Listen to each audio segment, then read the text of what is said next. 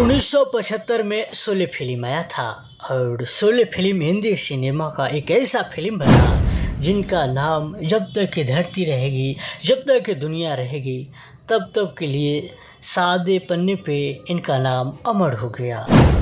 खैर, आज इसी फिल्म के बारे में कुछ अनसुनी बातें जानेंगे। शोले फिल्म के टिकट जब ये फिल्म रिलीज हुआ तो कई लोग इनके ब्लैक से टिकट बेचकर अपने मकान तक बना लिए। जी हाँ, आपको जानकर हैरानी होगी कि दिल्ली के प्लाजा सिनेमा में टिकट ब्लैक करने वाले एक शख्स ने 5 महीनों तक शोले की टिकट 150 रुपये में ब्लैक में बेचा और सीलमपुर में अपने लिए एक छोटा घर बनवा लिया था और उस घर पे शोले के पोस्टर से सजावा दिया था। यही नहीं, शोले फिल्म पर किताब लिखने वाली, शोले फिल्म पर जो किताब लिखे हैं, Sholay the making of the classic, उस मोहतरमा का नाम है अनुपमा चोपड़ा। वो लिखती है अपनी किताबों में 15 रुपया का बालकनी टिकट 200 रुपया में बिक रहा था। 15 रुपया का टिकट बालकनी में लोग जाके बैठते थे और उसमें देखा करते थे, वो भी 200 रुपया में। हिंदी सिनेमा के इतिहास में ये पहली बार हुआ था कि कोई टिकट 100 रुपया से अधिक में बिक रहा था। यही नहीं, बताया जाता है शोले फिल्म जब रिलीज हुआ तो एक सप्ताह खूब बारिश हुआ। मुंबई में इतना बारिश हुआ कि मिनर्वा थिएटर में पानी भर गया। लॉबी में 8-8 फुट तक पानी जमा था, लेकिन लोग शोले फिल्म देखने के लिए पीछे नहीं हटा। उन्होंने देखा, हार नहीं माना। बताया जाता है लोग अपने जूते को हाथ में उठा लिया, पैंट मोड़ कर जाते थे छप छप करते हुए पानी में और सिनेमा हॉल तक पहुंच जाते थे, थिएटर तक पहुंच जाते थे और इस फिल्म को देखते ही थे। यही नहीं, जब शोले फिल्म रिलीज हुआ तो उसके कुछ ही दिन बाद मिनर्वा थिएटर से तारादेव ब्रिज तक दर्शकों की लंबी लाइन लगा करता था।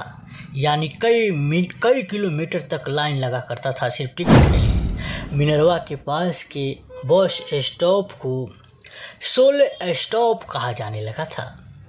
मिनर्वा के, या यूँ कह लीजिए मिनर्वा सिनेमा हॉल के मैनेजर सुशील मेहरा रोज़ सुबह 8 बजे से रात 8 बजे तक इतने व्यस्त रहते थे कि उनको अपने घर पर जाने का मौका नहीं मिलता था। उस हॉल में 2 रूम था और उसी रूम में उन्होंने अपने फैमिली को बुला लिया था, क्योंकि वो अपने घर अप डाउन करने में उन्हें नहीं बनता था, नहीं जा पाते थे, क्योंकि इतना शोले फिल्म देखने के लिए लोग बेताब रहते थे। यही नहीं, स्पेशल बस धर्मेंद्र के गांव पंजाब से, या यूँ कह लीजिए एक राज्य से दूसरे राज्य तक स्पेशल बस चलता था। ठीक उसी तरह से पंजाब से दिल्ली के प्लाजा सिनेमा के लिए दर्शकों से खचाखच ऊपर से लेकर नीचे तक भरे बसें आती थी और जिन पर लिखा होता था स्पेशल शोले। जी हाँ, हालांकि शोले फिल्म मुंबई के मिनर्वा थिएटर में 5 सालों तक चला। 240 हफ्ते में भी वो फिल्म हाउसफुल चल रही थी। इस फिल्म ने कई लोगों की ज़िंदगियां बदल दी। रिलीज होने के 47 साल बाद भी इसे बॉक्स ऑफिस से सफलता का मापदंड माना जाता है। इस फिल्म के छोटे छोटे कलाकार सुरमा भोपाली, जेलर, कालिया और शामा हमेशा के लिए अमर हो गए। खैर, बड़े कलाकार का तो नाम ही छोड़ दीजिए, यहाँ तक कि घोड़ी घन्नू का भी लोगों ने भुलाया नहीं। शेखर कपूर ने इस फिल्म पर टिप्पणी करते हुए एक दिलचस्प जुमला कहा था, भारतीय फिल्म के इतिहास के 2 भागों में विभाजित किया जा सकता है, शोले BC और शोले AD। इस फिल्म ने एक B ग्रेड कथानक को एक बड़े बजट की भव्य फिल्म में बदल दिया था। इस फिल्म ने भारतीय फिल्म उद्योग की इस बात को भी सीख देती है कि एक तरह एक फार्मूला फिल्म को क्लासिक फिल्म में तब्दील किया जा सकता है। विज्ञापन की दुनिया की मशहूर हस्ती पीयूष पांडे ने इस फिल्म को इस देश में बनी सर्वश्रेष्ठ फिल्म करार दिया था। खैर, ये फिल्म बड़े पर्दे पर इतना चला, लोग इतना दिखे कि इस फिल्म के डायलॉग टोन भी लोगों को याद हो गया था। शोले के प्रशंसक इस फिल्म को 50, 60 और 70 बार देखने का वादा करते थे। लोगों को वादा था कि हमने शोले फिल्म को 50 बार 60 बार देखा है। लोगों को गब्बर के हथियार डीलर तक नाम याद हो गया था, जो पर्दे पर मात्र 30 सेकेंड के लिए आता है। लोग गब्बर के पिता को भी नहीं भूले थे, जबकि उसके बारे में फिल्म में सिर्फ एक वाक्य है, जब अदालत में गब्बर के खिलाफ फैसला सुनाते हुए कहा जाता है, गब्बर सिंह वल्द हरि सिंह। खैर, शोले में छोटा रोल करने वाले मैक मोहन ने अपने एक इंटरव्यू में बताए थे कि एक बार न्यूयॉर्क हवाई अड्डे के पहलवान से दिखने वाले इमिग्रेशन ऑफिसर ने मुझे बिना कोई सवाल पूछे जाने दिया था, क्योंकि उसने शोले फिल्म देखा था और वो शाबा को पहचानते थे। मैक मोहन, अरे ओ शाबा, उठा तो जरा हथियार और लगा निशाना इस बसंती पर, वही मैक मोहन। खैर, पटना में लोगों ने अपने ऑटो रिक्शा को धन्नो नाम दे रखा था। बिहार की राजधानी पटना में लोगों ने अपने रिक्शा ऑटो को धन्नो नाम रख दिया था। कई 5 स्टार होटल के बारे में ड्रिंक्स के नाम गब्बर रख दिए गए थे। भारत भर के कॉलेजों में कैंटीनों में जब किसी लड़के और लड़की को रोमांस लड़ाते देखा जाता था तो ये फिक्रा अक्सर सुनने को मिलता था, बहुत याराना लगता है। सलीम जावेद ने 4 लाइनों में इस फिल्म को कॉन्सेप्ट नोट लिखा था, जिसे 15 दिनों के अंदर एक 3 घंटे की फिल्म में तब्दील करने की जिम्मेदारी रमेश सिप्पी साहब ने उन्हें सौंपी थी। इन तीनों पर हॉलीवुड की फिल्मों बज कैस्टी, द मैग्निफिसेंट 7 और जापानी निर्देशक आकिरा कुरोसावा की 7 समुराई फिल्म का खासा असर था। गब्बर सिंह का नाम एक वास्तविक डकैत के नाम से लिया गया था। अमजद खान, जो गब्बर सिंह का किरदार निभाए थे, उनका रियल डकैत के नाम से लिया गया था।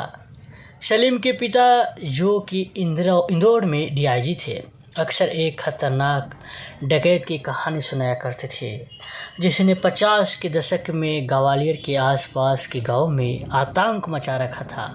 उसकी खासियत ये थी कि वो पुलिस वालों को पकड़कर उनके नाक और कान काट लिया करता था।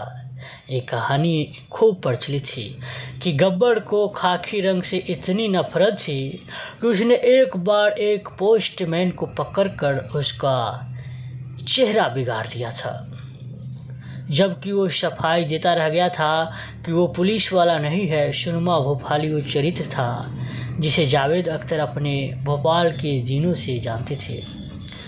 बीरू और जय भी सलीम के कॉलेज के दिनों के दोस्त के नाम से सिक्के वाले दृश्यों को प्रेरणा स्रोत गार्डन ऑफ एविल फिल्म थी, लेकिन सलीम और जावेद हूबहू नकल करने में विश्वास नहीं करते थे। उनका हुनर था कि मूल फिल्म के दृश्यों को इससे भी प्रभावशाली ढंग से दोबारा लिखना। वहीं इस फिल्म में हेमा मालिनी तांगेवाली का रोल करने के लिए बहुत उत्साहित नहीं थी। फिल्म में सिर्फ 5.5 दृश्यों की उनकी भूमिका उनके उस समय के कद को देखते हुए बहुत कम थी। जब हेमा ने इसका विरोध किया तो रमेश सिप्पी साहब ने उन्हें समझाया कि ये संजीव और गब्बर की फिल्म है, लेकिन तुम्हारा रोल बहुत दिलचस्प है। हालांकि सवाल ये भी उठा कि जय के दोस्त का रोल कौन करेगा।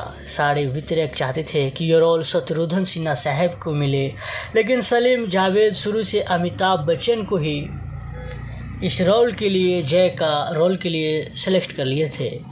आखिरी में अमिताभ बच्चन भी धर्मेंद्र के घर जाकर धर्मेंद्र से रिक्वेस्ट किया था कि जेपी साहब से अनुरोध करना कि इस फिल्म के लिए मुझे जय का किरदार दे और सेलेक्ट कर ले। खैर आखिरकार ऐसा हुआ कि अमिताभ बच्चन को सलीम साहब सेलेक्ट कर ही लिए। वहीं ठाकुर के रोल के सबसे बड़े दावेदार थे प्राण साहब, लेकिन रमेश सिप्पी साहब ने तय किया कि संजीव कुमार साहब उनसे बेहतर अभिनय कर सकते हैं। वहीं जया बहादुर को विधवा का जो रोल मिला था वो भी कागज़ पर बहुत ज़्यादा नहीं थे। फुटेज में वो रोल हेमा मालिनी से भी छोटा था। हालांकि रमेश का तर्क था, या यूँ कह लीजिए रमेश सिप्पी साहब का तर्क था कि उस समय जया के अलावा कोई भी आंखों से उतना अच्छा अभिनय नहीं कर सकती थी।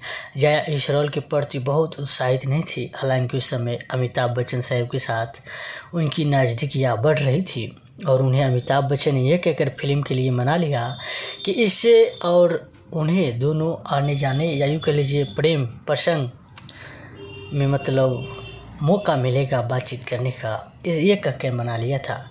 वहीं डाकू के रोल के लिए रमेश की पहली पसंद डैनी डोचगंपा थे।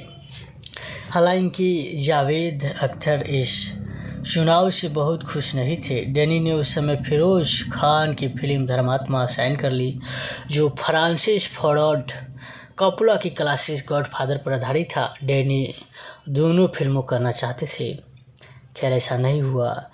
उन्होंने अपने सचिव मदन अरोड़ा पर इसका हल निकालने की जिम्मेदारी छोड़ी। मदन ने फिरोज से अपनी शूटिंग आगे बढ़ा देने का अनुरोध किया, जिसे फिरोज खान ने माना नहीं और मदन, फिरोज और रमेश ने इस तरह बहुत माथापच्ची की। हालांकि इसका समाधान नहीं निकल पाया, बल्कि इसके चक्कर में फिरोज डैनी से नाराज़ हो गए। तब डैनी ने फैसला किया कि वो गब्बर के रोल को न कह देंगे। यहाँ से अमजद खान की एंट्री हुई। सिप्पी साहब ने उस समय के लोकप्रिय खलनायकों रंजीत और प्रेम चोपड़ा के बारे में सोचा, हालांकि उस रोल के लायक नहीं समझे और एक समय उन्होंने प्रेमनाथ को भी वो रोल देने के बारे में सोचा। हालांकि तब तो वो बहुत मोटे हो चुके थे और ये भी कहा जाने लगा था कि वो बहुत मूडी हो गए हैं, इसलिए उन्होंने भी ड्रॉप कर दिया। हालांकि अमजद खान का ट्रैक रिकॉर्ड इतना अच्छा नहीं था, लेकिन थिएटर में उनकी खासी ख्याति बन चुकी थी। उनसे दाढ़ी बढ़ा कर आने के लिए कहा गया। रोल में गहराई से जाने के लिए उन्होंने जया बहादुर के पिता तरुण बहादुर द्वारा चंबल के डाकुओं पर लिखी किताब अभिशप्त चंबल पढ़ी। बताया जाता है स्क्रिप्ट को कागज़ पर उतारना जावेद का काम था, लेकिन उनकी राइटिंग इतनी ख़राब थी कि उसको पढ़ा ही नहीं जा सकता था। वो उर्दू में लिखते थे, जिसका हिंदी अनुवाद करते थे उनका असिस्टेंट खालसी। इसके बाद उनके एक दूसरे असिस्टेंट अमरजीत उसका एक लाइन में अंग्रेजी में सारस लिखा करते थे।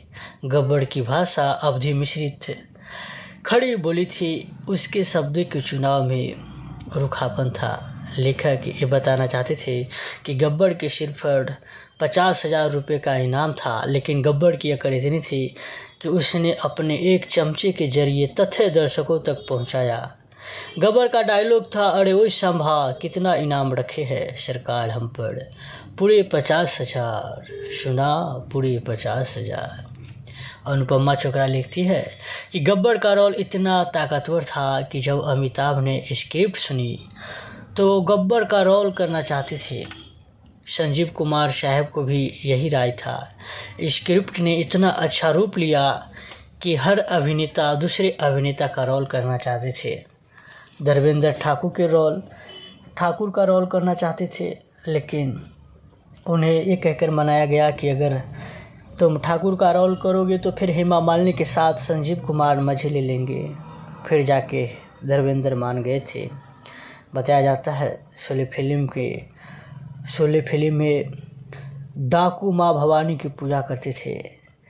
खैर दोस्तों, इस वीडियो को हम यहीं पे ख़त्म करना चाहेंगे, क्योंकि ये वीडियो बहुत ही लंबा हो गया और जितना लंबा होते जाता है उतना ही गड़बड़ाते जाता है। इसलिए इस वीडियो को हम यहीं पे ख़त्म करते हैं।